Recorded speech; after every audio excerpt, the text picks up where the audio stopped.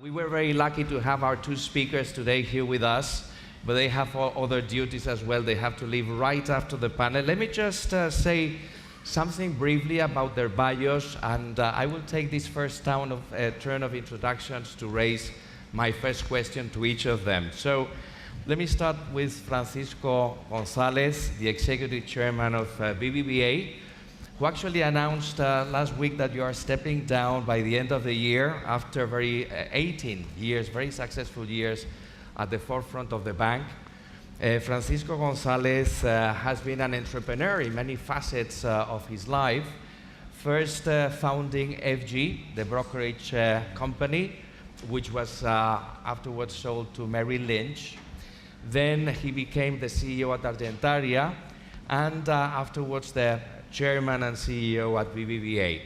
But the entrepreneurial verb has been around across your career in many different ways, and you have been committed to technology from the very start. So I was wondering, what is the reason of your passion for technology?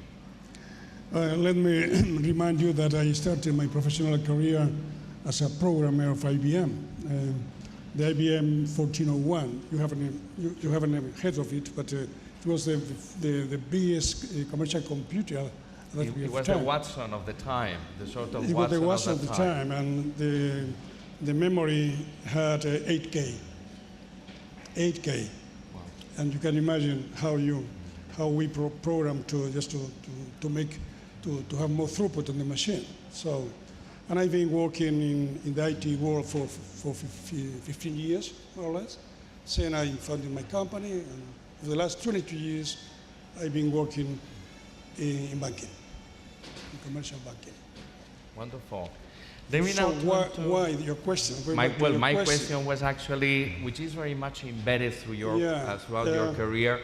I mean, your passion for technology was very visible at BBVA, where you piloted the digital transformation for the bank, right? You know, technology allows a lot of things. First, to make the present things better. Second, to make things which were impossible before technology came up.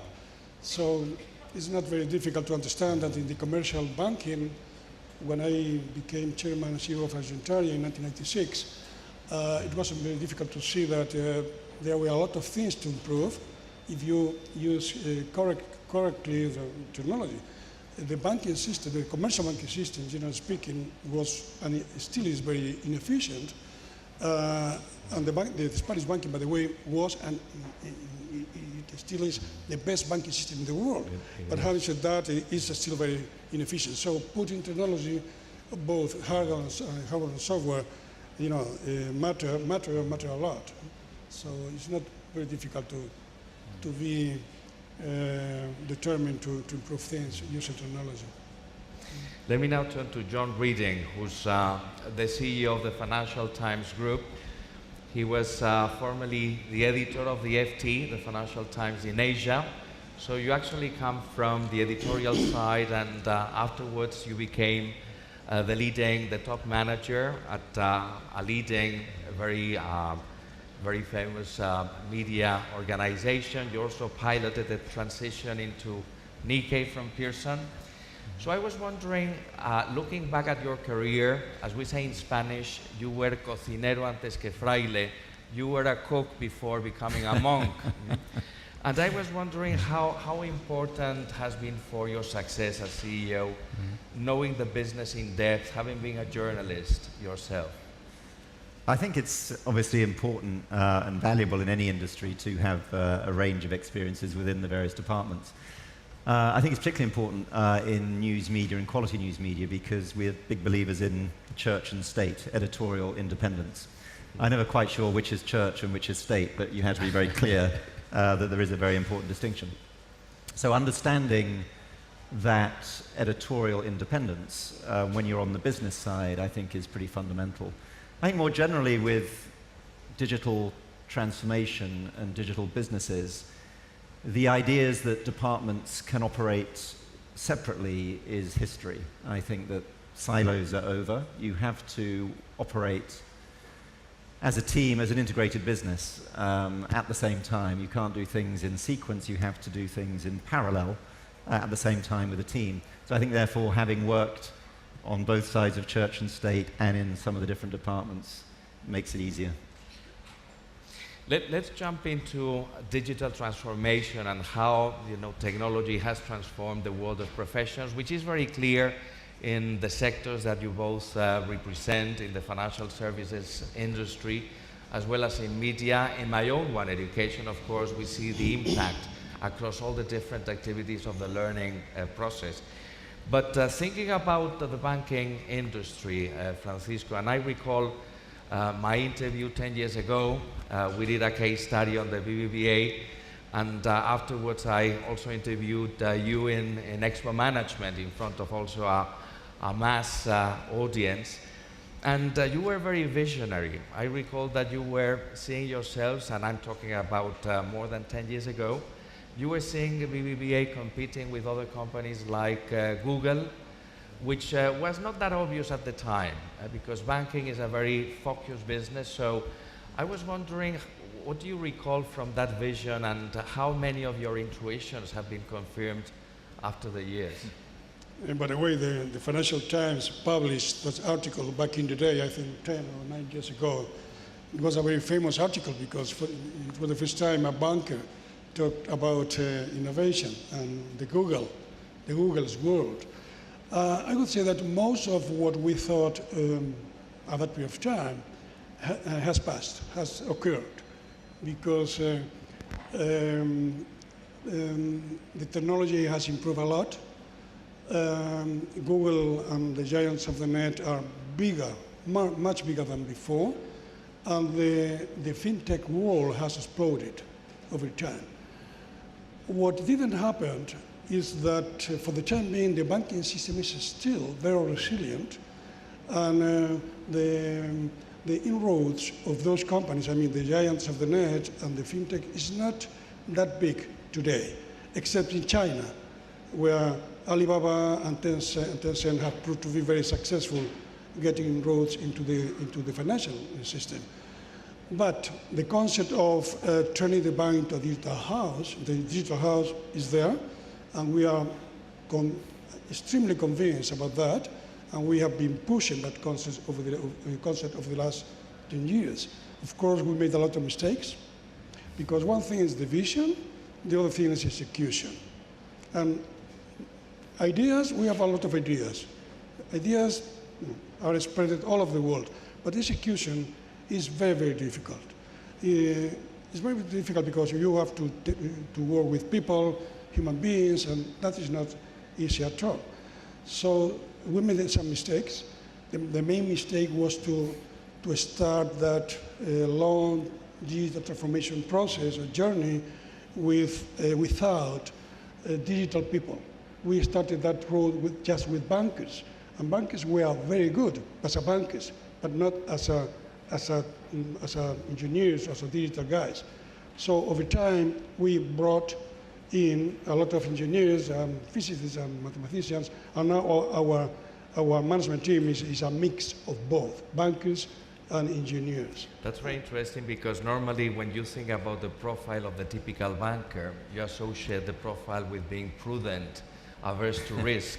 Yeah. So it's actually the opposite to being very innovative and entrepreneurial and technology driven, right?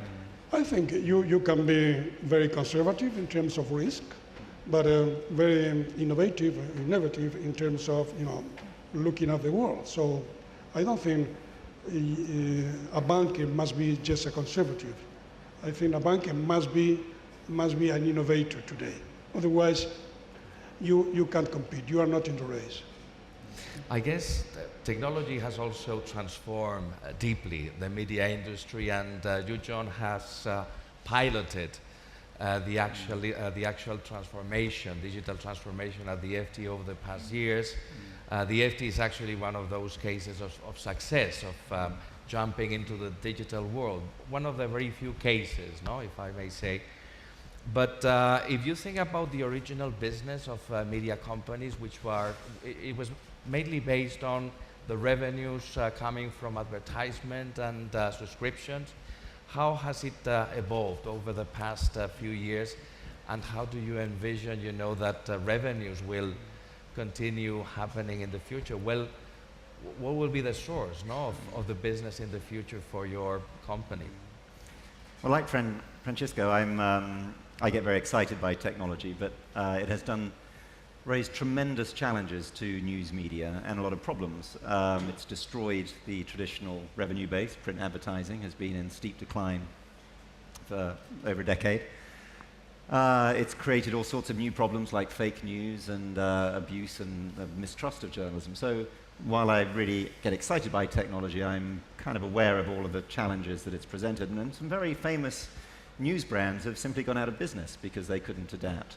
So, I'd like to say that we were totally visionary, but mainly necessity was the mother of invention. We had to change. We had to find new revenue sources. And that really meant developing this subscription model for journalism. At the time when we launched it back in 2006, 2007, people thought we were crazy. The view, particularly in the US, was you can't charge for information online. That's just wrong. But we did it, and it's turned out to give us very strong growth. So we're now approaching our 1 million paid-for subscriber level, which is higher than we've ever had in our 130-year history. So, and we can do that through mobile delivery, mobile technology. So I think the fundamental thing is you have to embrace the change. You have to, it won't go away, so you have to think, how do we turn it to our advantage? But it's been a pretty difficult road, and a lot of publishers have struggled with that because it's a very traditional industry. Moving from advertising to content revenues is tough. But I think that any news organization that wants to survive has to find a way of charging for journalism. Advertising alone will not support a quality newsroom. So that is a very big challenge to publishers. Going back to the banking industry, which segment of banking you think will be most affected by technology? Will it be commercial banking, private banking? Because this has consequences for the professionals that work on those. And I recall that your bank, again, was very innovative in providing, ATM, cash machines, with lots of functions on the street, which probably affects, the way we understand today commercial banking, no? But which segment do you think? In our case, we started with commercial banking. And probably commercial banking is the most, I would say, automated part of our, you can automate a lot of parts of the commercial banking system very soon in comparison with corporate investment banking and private banking. At the end of the day, every segment is affected by technology. So it's a question of time. Now we are very, very strong in the commercial part of our business. 50% of our customers in the retail banking system, retail banking work in digital, 50%. And the numbers, probably we will go back to those numbers later on, are really incredible. But corporate investment banking are changing dramatically because there are a lot of innovation out there. And in that case, we are bringing that innovation inside the bank. In the commercial bank, we innovate and we bring outside innovation. In the corporate investment banking and private banking, we acquire all the software, most of the solutions from outside. So there is no segment in the banking system which is not going to be affected by technology, as every sector. But do you see the fintechs taking over a substantial portion of the whole business? I realize that your bank is investing importantly in startups and scale-ups that operate in that particular segment. Do you think that fintech will transform the landscape here? When we started this digital process, let me remind you that in 1998 we launched an online banking. Unoe was the name. So we knew how that stuff worked. And it didn't work very well, frankly. So in 2005, 2006, we decided to start the transformation process from inside. And that, in my view, that was a very good idea and proved to be very successful.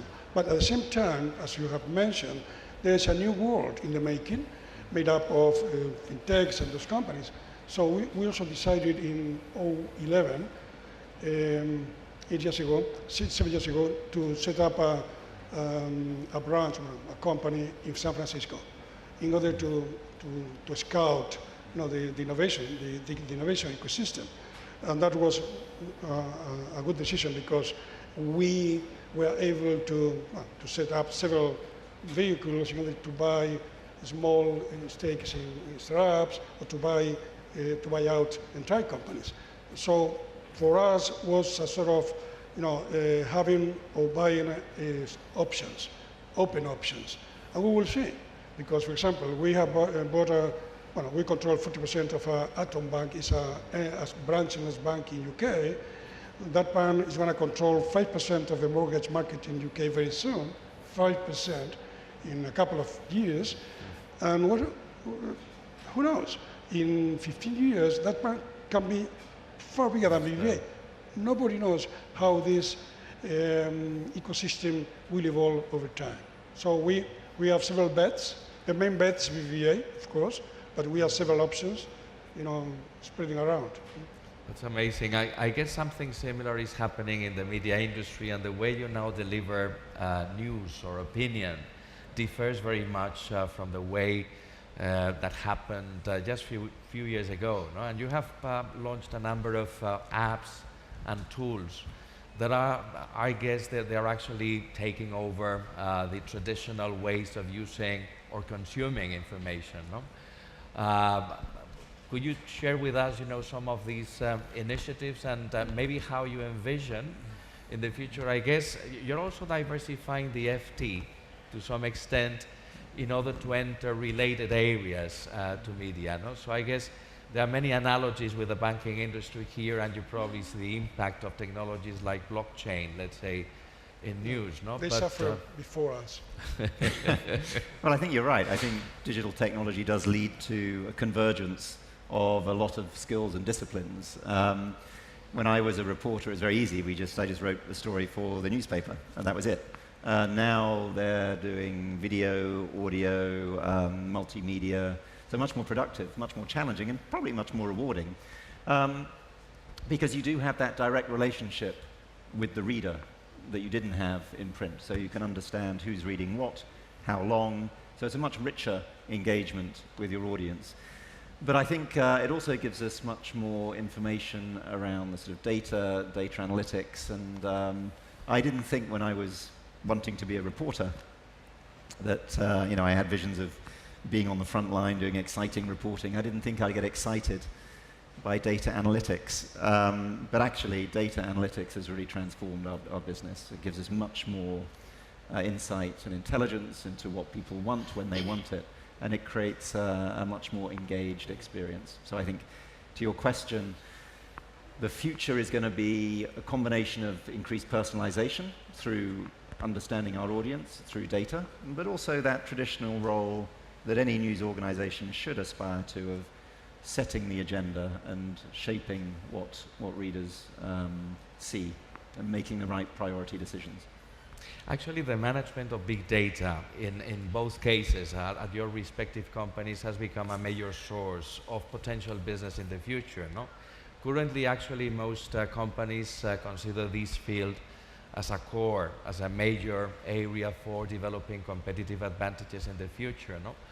So I wonder, are you taking steps actually in terms of developing entire areas to manage this particular field of big data and identify opportunities for business in the future? Absolutely. I mean, we regard data as an asset that we have developed. We have a global readership of well-informed businessmen and businesswomen. Understanding through data becomes an asset. Obviously, we treat individual data incredibly carefully, as you must, but the aggregate data, I think, is very powerful.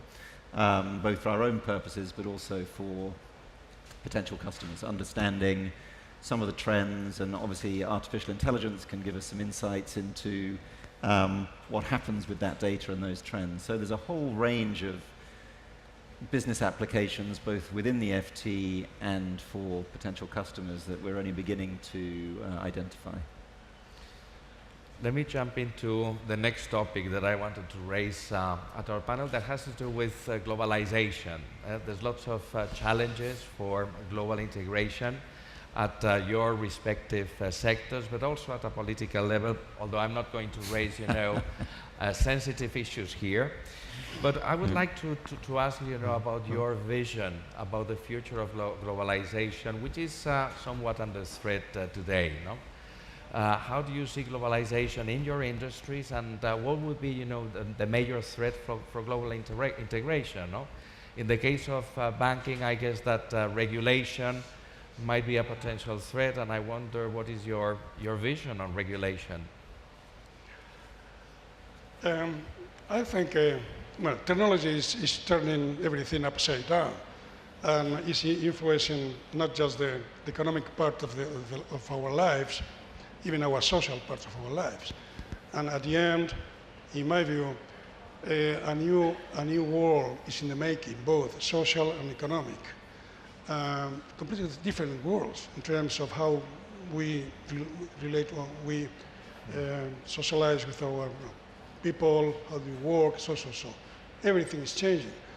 But the legal architecture we have today doesn't cope with the new reality. So there's a big gap between the legal system and the reality.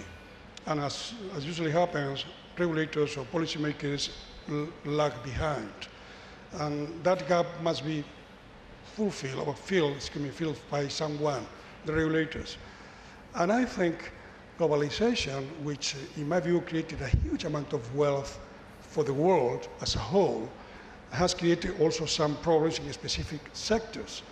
But it's a big mistake blaming globalization in order to lose jobs, I don't know, in Iowa, in the States. Of course, you lose some jobs, but at the same time, you create a lot of jobs. And unfortunately, Mr. Trump is there and is making mistakes every day, and there are other problems in the world.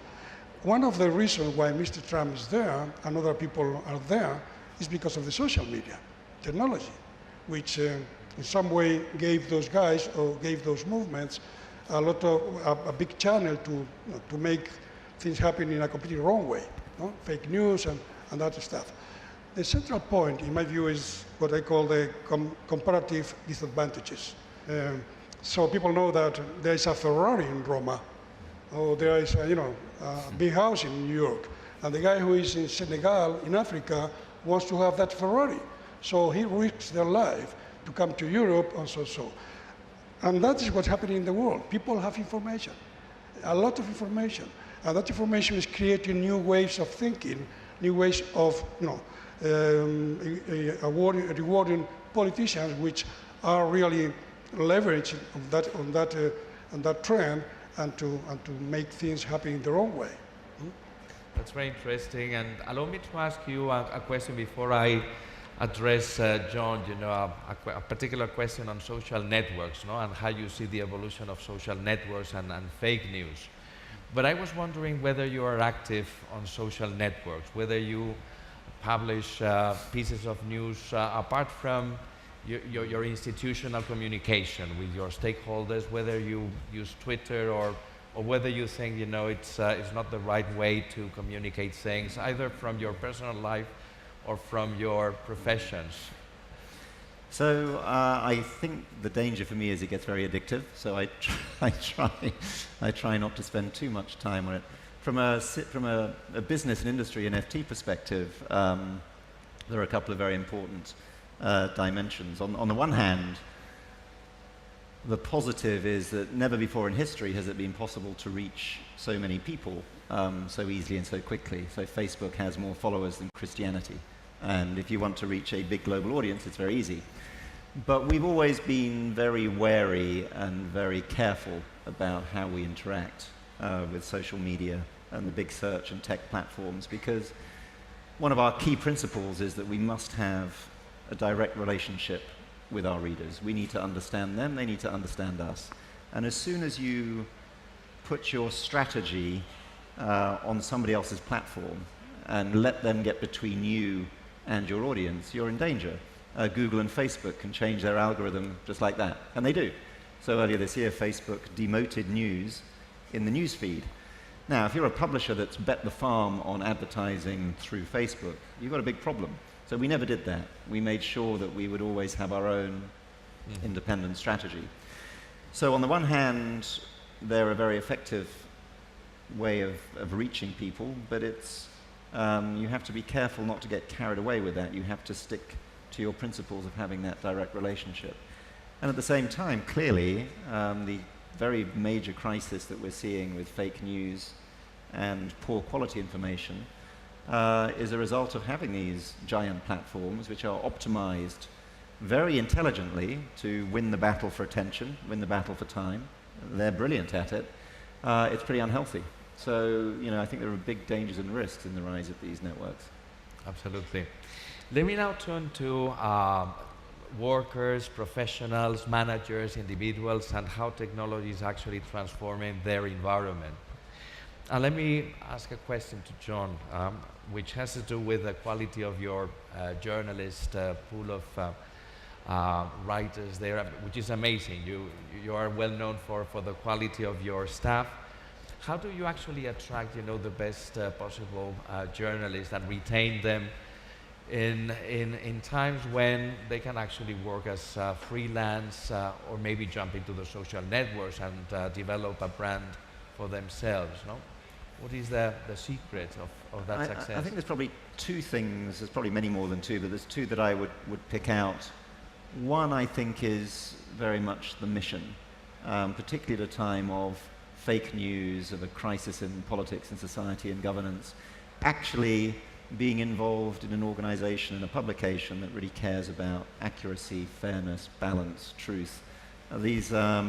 These are becoming unusual concepts, actually, in the world of information. So I think that does appeal to people, and I think that mission dimension is very important. Second, I would say variety. I think one of the wonderful things about the FT is, and I know from personal experience, you have many different roles. You don't have, you never get bored because after every 3 or 4 years you have a new posting or a new role or a new job.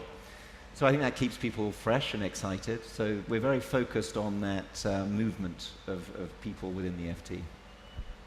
As regards the BBVA, your company was actually ranked among the top organizations worldwide in terms of the best companies to work for, no? Which reveals actually the quality of your human resources practices. So what is the reason for achieving, that position? And I realize that you have paid lots of attention to people.